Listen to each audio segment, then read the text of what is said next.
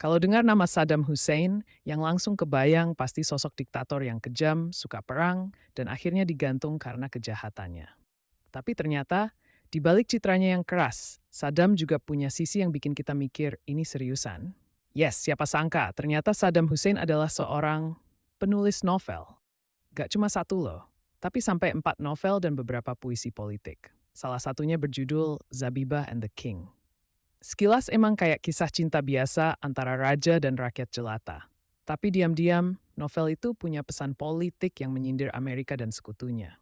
Yang bikin merinding, novel ini sempat dijadikan bagian dari kurikulum sekolah di Irak. Bayangin diktator yang bukannya bikin buku pedoman militer, malah nyebar propaganda lewat drama cinta. Tapi tunggu dulu, bukan cuma soal nulis novel aja. Saddam juga bikin sistem kultus pribadi yang sangat kuat. Di seluruh Irak, wajahnya ada di mana-mana. Dari billboard raksasa, dinding sekolah, sampai kalender di rumah-rumah warga. Bahkan, fotonya sering digambarkan dengan latar belakang emas, awan bersinar, atau sedang digambarkan bak pahlawan suci. Gaya kayak gini mirip sama yang dilakukan pemimpin Korea Utara loh. Pokoknya, Saddam mau seluruh rakyat Irak percaya kalau dia itu bukan sekadar presiden, tapi semacam penyelamat bangsa. Kultus itu nggak cuma lewat gambar atau patung. Saddam juga sering muncul di TV nasional, ngomong panjang lebar, kadang bacain puisi, kadang cuma buat ngingetin rakyat betapa berjasanya dia. Dia juga punya gaya khas, jas rapi, senyum tipis, dan nada bicara tenang tapi penuh tekanan. Semuanya diatur biar citranya tetap dominan di mata publik. Uniknya lagi, Saddam Hussein juga dikenal sangat teliti dalam hal keamanan. Dia punya lebih dari 20 istana, tapi nggak ada yang tahu. Dia tidur di mana tiap malam. Setiap hari dia berpindah tempat secara acak. Gak ada yang bisa nebak keberadaannya. Bahkan orang-orang terdekatnya pun kadang gak tahu pasti dia lagi di mana. Semua ini dilakuin buat ngindarin upaya pembunuhan. Dan itu masuk akal, karena dia punya banyak musuh, baik dari luar maupun dalam negerinya sendiri.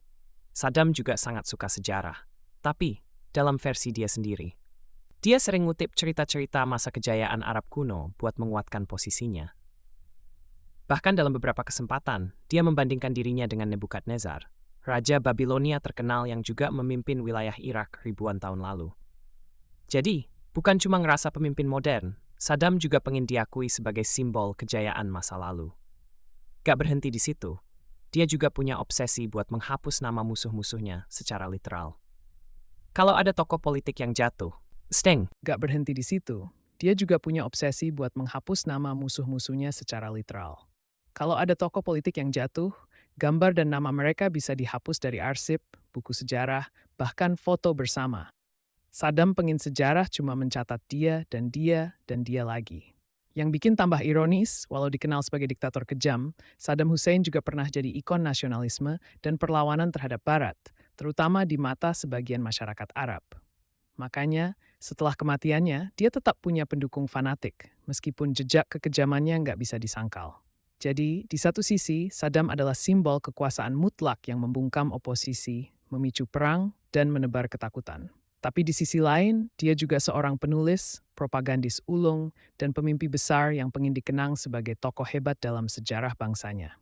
Unik, kompleks, dan pastinya kontroversial. Jadi di satu sisi, Saddam adalah simbol kekuasaan mutlak yang membungkam oposisi, memicu perang, dan menebar ketakutan. Tapi di sisi lain, dia juga seorang penulis, propagandis ulung, dan pemimpi besar yang pengen dikenang sebagai tokoh hebat dalam sejarah bangsanya. Unik, kompleks, dan pastinya kontroversial. Gimana menurut kamu kalau Saddam gak jadi diktator dan cuma fokus jadi penulis? Kira-kira bakal jadi sastrawan legendaris atau tetap masuk daftar orang paling ditakuti? Tulis pendapatmu di kolom komentar ya. Jangan lupa like and subscribe buat video sejarah unik dan tokoh kontroversial.